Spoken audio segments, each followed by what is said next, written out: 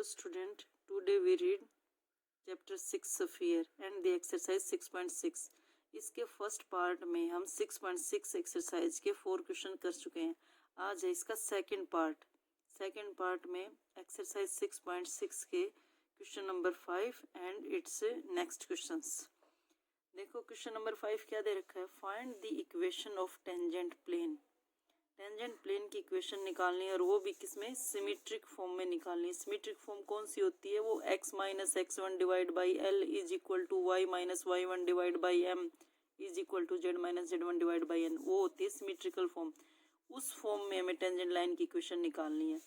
To the circle में किस किस की इक्वेशन दे दी, सफियर और प्लेन की इक्वेशन दे दी। तो पता है ना, सफियर और प्लेन का इंटरसेक्शन, जब सफियर को प्लेन इंटरसेक्ट करती है तो वो एक सर्कल की फॉर्म में करती है। तो दोनों इक्वेशन मिला के क्या बन गई, इक्वेशन ऑफ सर्कल। और इक्वेशन ऑफ टेंजेंट लाइन, इस सर्कल के लिए टेंजेंट लाइन की इक्वेशन किस पॉइंट पर निकालनी है, 3 5 4 पॉइंट पर निकालनी है। तो इक्वेशन ऑफ सर्कल क्या होगी, ये दोनों इक्वेशन बना मिला के इस इक्वेशन को हम क्या मान लेंगे, इक्वेशन फर्स्ट, और इस इक्वेशन को हम क्या मान लेंगे, इक्वेशन सेकंड। अब देखो इस इक्वेशन का प्रूफ, ये होगी इक्वेशन ऑफ गिवन सर्कल, दोनों मिला के। Then the tangent line to a circle, ये दोनों इक्वेशन मिला के क्या बनेगी, circle. Tangent line to a circle at a point is the line of intersection. Tangent line क्या बनेगी, line of intersection of the tangent plane to the sphere at that point, उस point पर, at that point and the plane of the circle. Tangent line to a circle at a point is the line of intersection of tangent plane to the sphere at that point and the plane of the circle. Now the equation of tangent plane to the sphere first. अब देखो हम निकालेंगे equation of, अब हम निकालेंगे equation of tangent plane, equation of tangent plane, equation of tangent plane to the sphere, first. तो tangent plane की equation पता है ना क्या होती है, x(x1), x स्क्वायर की जगह x(x1) लिखेंगे, प्लस y(y1) लिखेंगे, प्लस z(z1) प्लस 2ux में u हो जाएगा और 2x को क्या लिखेंगे, x plus x1 plus 2vy, v बाहर आ जाएगा और 2y को क्या लिखेंगे, y plus y1 plus 2wz, w बाहर आ जाएगा और इसको क्या लिखेंगे, z plus z1 plus d is equal to 0। ये इक्वेशन होती है ना। तो यहाँ पर क्या हो जाएगा, एक्स स्क्वायर का x(x1), y(y1), z(z1) और यहाँ पर 2x आना चाहिए। तो 2x के लिए क्या करेंगे, 2 से मल्टीप्लाई और 2 से डिवाइड, यही होगा ना। तो 5/2 इंटू 2x, तो 2x को क्या लिख देंगे, x प्लस x1। ऐसे ही यहाँ पर 2 होना चाहिए, तो 2 के लिए क्या करेंगे, 2 से डिवाइड, 2 से मल्टीप्लाई, तो 2y को क्या लिखेंगे, y प्लस y1। ऐसे ही 2z को क्या लिखेंगे, z प्लस z1। तो ये इक्वेशन ऑफ स्फीयर क्या बन जाएगी, देखो x(x1), तो x1 y1 z1, x1 y1 और z1। ये पॉइंट क्या दे रखा है, ये पॉइंट दे रखा है -3 5 और 4, ये पॉइंट दे रखा है। तो यहाँ पर x1 y1 z1 की जगह क्या लिखेंगे, x1 की जगह -3, y1 की जगह 5 और z1 की जगह 4। तो इक्वेशन ऑफ स्फीयर क्या बन जाएगी, x(x1) यानी कि x इंटू -3 प्लस y(y1) यानी कि y into 5 plus z(z1), z into 4 plus कितना हो जाएगा, 2 नहीं है तो 2 से मल्टीप्लाई, 2 से डिवाइड, तो क्या हो जाएगा, x प्लस x1। ये कितना हो जाएगा, 7/2 y प्लस 5 प्लस कितना हो जाएगा, z प्लस 4 और प्लस d की जगह क्या है, -8 इज इक्वल टू 0। समझ में आ गया इक्वेशन ऑफ टेंजेंट प्लेन। इसकी तरह से x1 y1 z1 की जगह हमने रख दिया -3 5 4। तो अब इसको सिंप्लीफाई करेंगे तो ये इक्वेशन क्या बन जाएगी, x minus 3y minus 10z plus 58 is equal to 0। इसको हमने मान लिया इक्वेशन नंबर 3। अब देखो required equation of tangent line निकालनी है। तो रिक्वायर्ड टेंजेंट लाइन क्या बनेगी, जो ये इक्वेशन सेकंड है, ये प्लेन की इक्वेशन है और ये भी क्या आ गई, टेंजेंट प्लेन आ गई। ये दोनों प्लेन मिलकर ही क्या बनाएंगी, टेंजेंट लाइन। इक्वेशन सेकंड कितनी है, 3x minus 2y plus 4z plus 3 is equal to 0। और इक्वेशन 3 कितनी है, x minus 3y minus 10z plus 50 is equal to 0। ये दोनों ही प्लेन मिलकर क्या बनाएंगी, जिस टेंजेंट लाइन की हमें ज़रूरत है। तो पहले हमें इसको किस में चेंज करना है, सिमेट्रिकल फॉर्म में। तो सिमेट्रिकल फॉर्म में चेंज करने के लिए देखो x माइनस x1, तो x1 y1 z1 तो दे रखा है ये रहा, और डिवाइड बाई क्या निकालना है, एल एम एन, यानी कि हमें एल एम एन की वैल्यू चाहिए। x1 y1 z1 तो है, एल एम एन की वैल्यू निकालने के लिए इन दोनों को यूज करेंगे, दोनों प्लेन को। तो यानी कि सिमेट्रिकल फॉर्म निकालने के लिए हमें क्या निकालना पड़ेगा, एल एम एन, और ये क्या है, directions cosine of the line. कौन सी लाइन के, जो लाइन सेकंड और लाइन थर्ड है ना, उन दोनों से मिलाकर आएंगे directions cosine l m n. तो देखो सेकंड लाइन से हम क्या निकालेंगे, एल एम एन निकालना है, तो यहाँ पर क्या मानेंगे इसको, 3l minus 2m plus 4n। तो एल एम एन निकालने के लिए हमें कॉन्स्टेंट की तो जरूरत नहीं है, इसलिए इक्वेशन क्या, देखो अब इक्वेशन सेकंड क्या बन जाएगी, 3l minus 2m plus 4n is equal to 0। Similarly equation third क्या बन जाएगी, l minus 3m minus 10n is equal to 0। अब इन दोनों इक्वेशंस को सोल्व करके एल एम एन की वैल्यू निकालनी, तो कैसे निकालेंगे, l divide by m divide by n divide by, तो कैसे निकालते हो l की वैल्यू, इन दोनों की मल्टीप्लाई माइनस इन दोनों की मल्टीप्लाई। ऐसे ही m की वैल्यू निकालेंगे, m डिवाइड बाई कैसे निकालेंगे, इन दोनों की मल्टीप्लाई माइनस अब इन दोनों की मल्टीप्लाई। ऐसे ही n डिवाइड बाई क्या हो जाएगा, इन दोनों की मल्टीप्लाई माइनस इन दोनों के कोफिशिएंट्स की मल्टीप्लाई। तो l डिवाइड बाई कितना आ जाएगा, सिंप्लीफाई करके 32, m कितना आ जाएगा डिवाइड बाई 34, और n कितना आ जाएगा -7। तो डायरेक्शंस कोसाइन आएंगे जो एल एम एन, वो किसके प्रोपोर्शनल हो गए, इक्वल नहीं है, प्रोपोर्शनल है, 32, 34 और -7 के प्रोपोर्शनल। तो अब equation of tangent line symmetrical form में निकालनी थी ना, इक्वेशन ऑफ टेंजेंट लाइन किस पॉइंट पर निकालनी है, एट जो पॉइंट दे रखा है -3, 5, 4 पॉइंट पर निकालनी है। और इसके डायरेक्शंस कोसाइन कितने हो गए, 32, 34 और -7, ये डायरेक्शंस कोसाइन हो गए। तो इक्वेशन क्या होगी, x minus x1 divide by 32, y minus y1 divide by 34 और z minus z1 divide by -7। ये आ गई equation of tangent line in symmetrical form. अब देखो नेक्स्ट क्वेश्चन क्या दे रखा है, find the equation of tangent plane to the sphere. Sphere की इक्वेशन दे रखी है, x square plus y square plus z square minus 2x minus 2y plus 2z is equal to 0। इसको मान लेते हैं equation first, which contains the line given by, ये line की इक्वेशन दे रखी है और हमें क्या निकालनी है, टेंजेंट प्लेन। तो देखो ये लाइन की इक्वेशन दे रखी है, इन दोनों लाइन की इक्वेशन से प्लेन की इक्वेशन कैसे बनेगी, first line plus lambda into second line, तो वो क्या बन जाएगी, प्लेन की इक्वेशन की 3 डायमेंशन में आ जाएगी ना, first line plus lambda into second line, तो वो क्या बन जाएगी, प्लेन की इक्वेशन। और कैसे निकालते हैं फिर टेंजेंट प्लेन, इस सफियर के लिए टेंजेंट प्लेन कैसे निकालते हैं, पहले भी लास्ट जो वीडियो डाली थी उसमें सेकंड या शायद थर्ड क्वेश्चन में था ये टेंजेंट प्लेन की इक्वेशन। कैसे निकालेंगे, इस सफियर का रेडियस, और रेडियस किसके इक्वल हो जाएगा, इसके सेंटर से जो इस प्लेन पर परपेंडिकुलर डिस्टेंस होगी उसके इक्वल हो जाएगा। वहां से लेमडा की वैल्यू आ जाएगी और लेमडा की वैल्यू यहाँ पुट करते ये प्लेन किसकी इक्वेशन बन जाएगी, टेंजेंट प्लेन की इक्वेशन।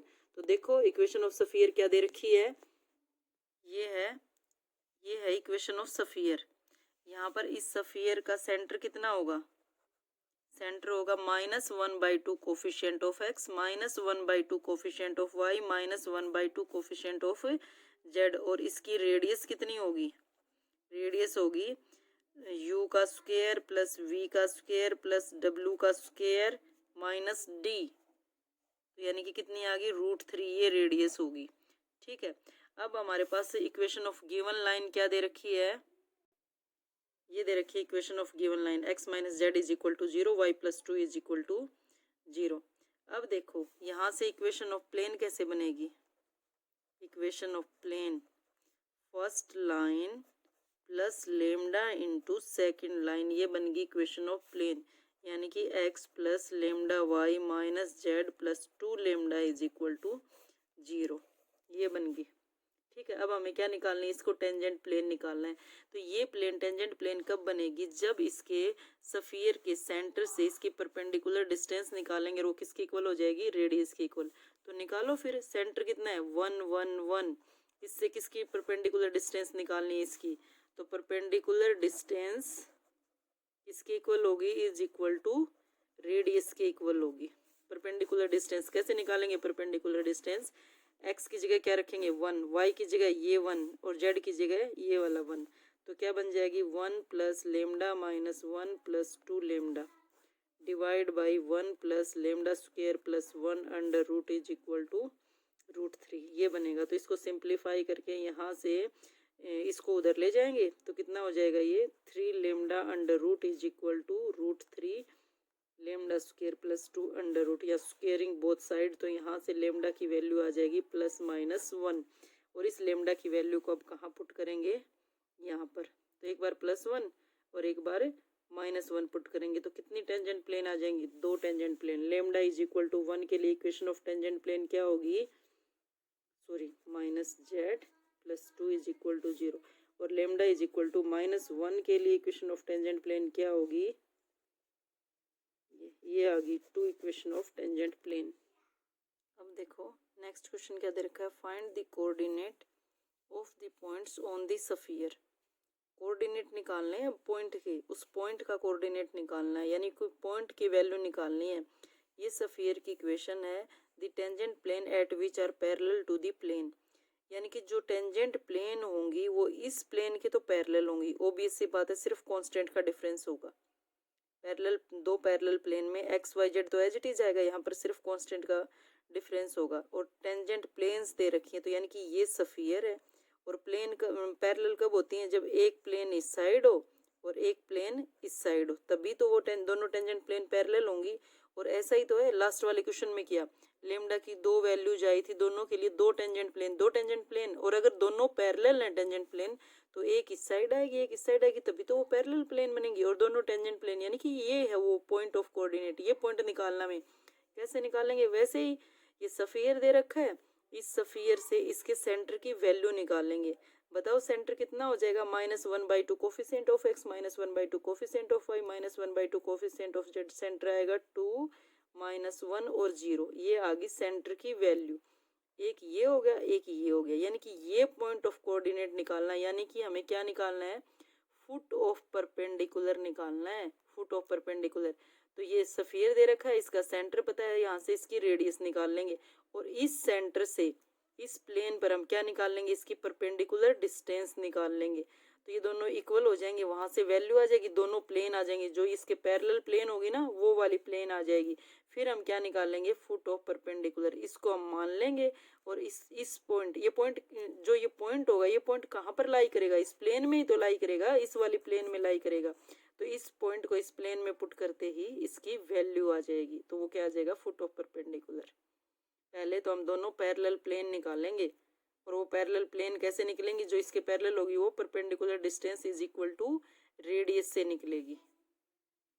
देखो सेवंथ क्वेश्चन में ये स्फीयर की इक्वेशन दे रखी है, इक्वेशन ऑफ प्लेन। हमें क्या लेनी है, इस इक्वेशन ऑफ प्लेन के पैरेलल प्लेन। तो पैरेलल प्लेन में सिर्फ कांस्टेंट में डिफरेंस हुआ, ले लिया कांस्टेंट में डिफरेंस, यानी कि ये के की वैल्यू निकालनी है।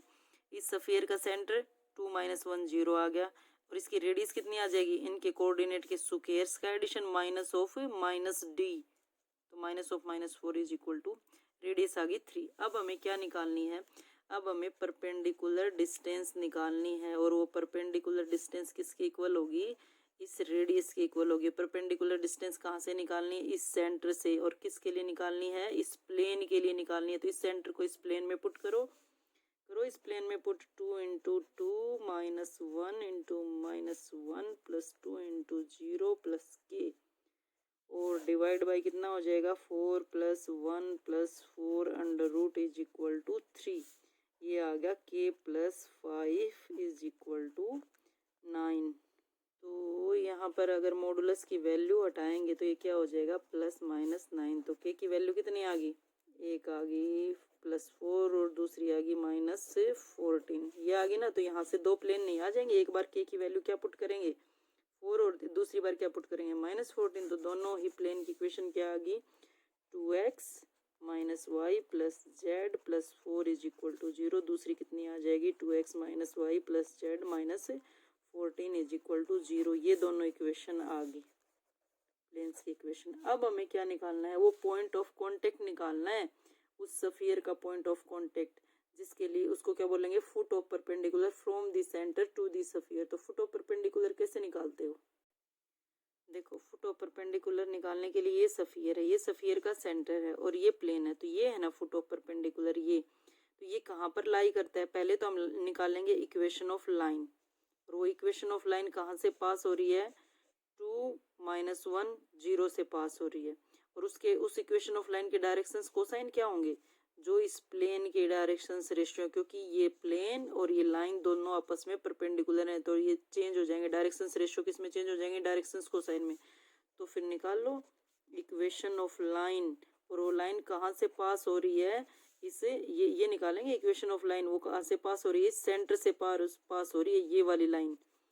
तो passes through the centre, centre की वैल्यू 2 - 1 0, तो इक्वेशन ऑफ लाइन क्या आ जाएगी, x - 2 y -+1 और z -0 डिवाइड बाई जो इसके डायरेक्शंस कोसाइन है कितने हैं 2, y के नीचे कितना है -1 और z के आगे कितना है 2z थी ये वैल्यू 2z, तो कितना हो जाएगा 2।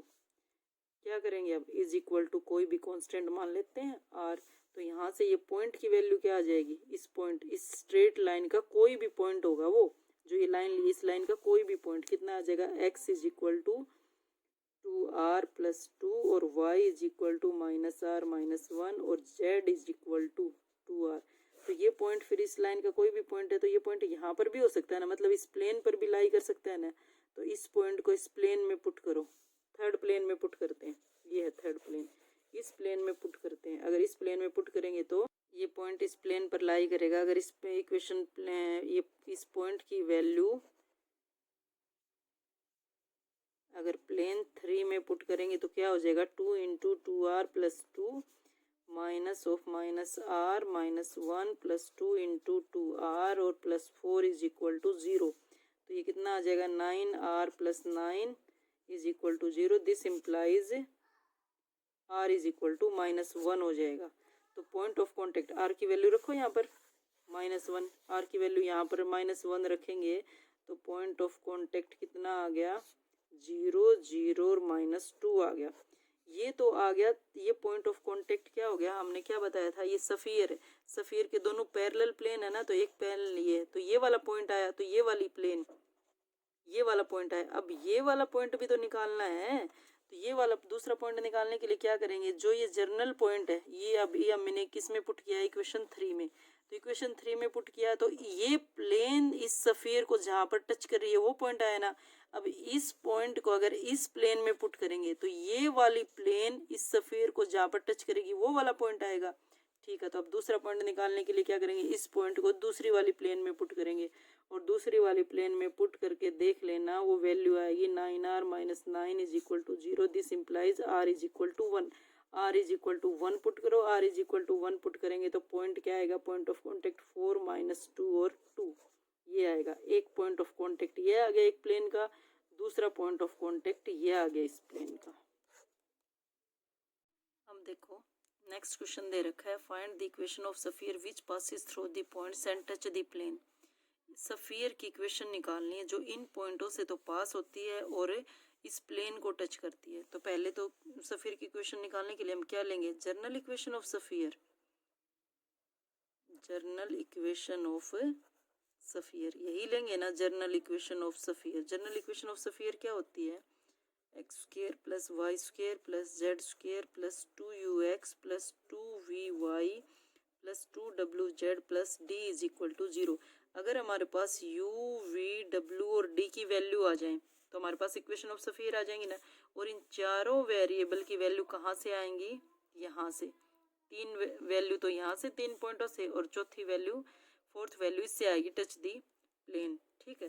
तो सबसे पहले ये equation of sphere first, equation of sphere first passes through, तो पहले वाला पॉइंट लेंगे ना, पासेस थ्रू दी पॉइंट, तो उस पॉइंट की वैल्यू कितनी है, पहले वाले पॉइंट की 4 1 और 0। अगर इस पॉइंट से पास होगा तो इक्वेशन क्या बनेगी, 8u + 2v plus d plus 17 is equal to 0। ये इक्वेशन बन गई। अब ये फर्स्ट सफियर कहाँ से पास होगा? दूसरे पॉइंट से। दूसरे पॉइंट की वैल्यू कितनी दे रखी है? 2 माइनस 3 और 4। अगर इससे पास होगा तो इक्वेशन ऑफ सफियर क्या बनेगी? 4u minus 6v plus 8w plus d plus 29 is equal to 0। इससे अब equation of sphere passes through third point से पास होगा। थर्ड पॉइंट कितना दे रखा है? 1 0 0 1 0 0।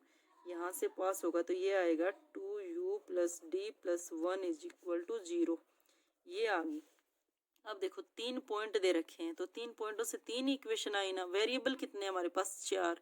तो अब देखो u v d u v w d u d, तो क्यों ना हम इन तीनों इक्वेशंस को एक ही वेरिएबल में कन्वर्ट कर लें। ये देखो यहाँ से u की वैल्यू कितनी आ जाएगी? ये कितना हो जाएगा? माइनस डी प्लस 1 हो जाएगा। उस साइड जाकर माइनस हो गया और डिवाइड बाई कितना हो जाएगा? 2। अब ये u की वैल्यू आ गई, इसको हम मान लेते हैं यही इक्वेशन 4। u की वैल्यू आ गई। अब इस u की वैल्यू को अगर यहाँ पर पुट कर दें, u की वैल्यू किस में है? d में। तो d में पुट कर देंगे तो v की वैल्यू भी किस में आ जाएगी? d में आ जाएगी। अब इस u की वैल्यू को हम कहाँ पर पुट करेंगे? इक्वेशन सेकंड में। इक्वेशन सेकंड में पुट करेंगे तो यहाँ पर v की वैल्यू कितनी आ जाएगी? 3d माइनस 13/2 ये आ जाएगी। अब देखो u की वैल्यू भी d में है, v की वैल्यू भी d में, तो इस दोनों की वैल्यू को हम कहाँ पुट कर देंगे? इस इक्वेशन में। u की वैल्यू भी d में, v की वैल्यू भी d में और d पहले से ही, तो w की वैल्यू भी किस में आ जाएगी? d में। तो u एंड v की वैल्यू को हम कहाँ पर पुट करेंगे? इक्वेशन थर्ड में। इक्वेशन थर्ड में पुट करेंगे तो यहाँ पर w की वैल्यू भी किस में आ जाएगी? d में आ जाएगी। ये आ जाएगी। ठीक है। अब देखो u v w तीनों की वैल्यू किस में आ गई? d में आ गई। अब प्लेन की इक्वेशन क्या दे रखी है? गिवन प्लेन फोर्थ पॉइंट के लिए, जहां से अब हम d की वैल्यू निकालेंगे। अब अगर हमारे पास d की वैल्यू आ जाए तो d की वैल्यू को यहाँ पुट कर देंगे, यहाँ पुट कर देंगे, यहाँ पर पुट कर देंगे। u v w क्या आ जाएगी? और इन चारों वैल्यू को सफीर में पुट कर देंगे और यही तो निकालना था। तो d की वैल्यू निकालने के लिए इसने क्या दे दी? टच दी प्लेन, यानी कि जो ये सफीर है ना, ये किस प्लेन को टच कर रहा है? इसको। तो यानी कि टेंजेंट प्लेन है ये। तो ये टेंजेंट प्लेन की इक्वेशन कितनी है? 2x plus 2y minus z minus 11 is equal to 0। ये है। तो ये प्लेन कब टच करेगी? जब जो इस सफियर का सेंटर है, ये है सफियर का सेंटर, ये है ना, ये सफियर के सेंटर से इसकी परपेंडिकुलर डिस्टेंस निकाले तो किसके इक्वल हो जाए? रेडियस के इक्वल। तो निकालो इस सेंटर से इस सफियर की, इस प्लेन की परपेंडिकुलर डिस्टेंस। तो यानी कि x की जगह क्या पुट करेंगे? माइनस यू, y की जगह क्या पुट करेंगे? माइनस वी, और z की जगह क्या पुट करेंगे? माइनस w पुट करो। फिर परपेंडिकुलर डिस्टेंस कितनी होगी? Minus 2u minus 2v plus w minus 11, यही हो जाएगी ना। और डिवाइड बाई क्या होगा? इनके कोफिशिएंट के स्क्वायर्स का एडिशन और उनका under root is equal to radius. Radius कितना होगा? u square plus v square plus w square minus d under root. ये आ गई radius. Perpendicular distance is equal to radius. अब यहाँ से हमें क्या निकालनी है? d की वैल्यू। और वो कैसे निकलेगी? u की वैल्यू, v की वैल्यू और w की वैल्यू पुट कर दो ये d में। तो पूरी इक्वेशन किस में बन जाएगी? d में। पूरी इक्वेशन अगर d में बन जाएगी तो वैल्यू किसकी आ जाएगी? d की। देखो फिर यहाँ पर क्या, पहले तो इसको सिंप्लीफाई कर लेते हैं। अंडर रूट को कैंसिल करने के लिए क्या करेंगे? Squaring both side. तो कितना हो जाएगा? Minus 2u minus 2v plus w minus 11 इसका स्क्वायर। इसको दूसरी साइड ले जाओ तो कितना हो जाएगा? u square plus v square plus w square minus d। Square किया तो अंडर रूट तो कैंसिल हो गया। तो ये कितना आ गया? 4 प्लस 4 8 1 9, यानी कि 3 आ गया ये। और 3 का स्क्वायर कितना हो गया? फिर 9 हो गया।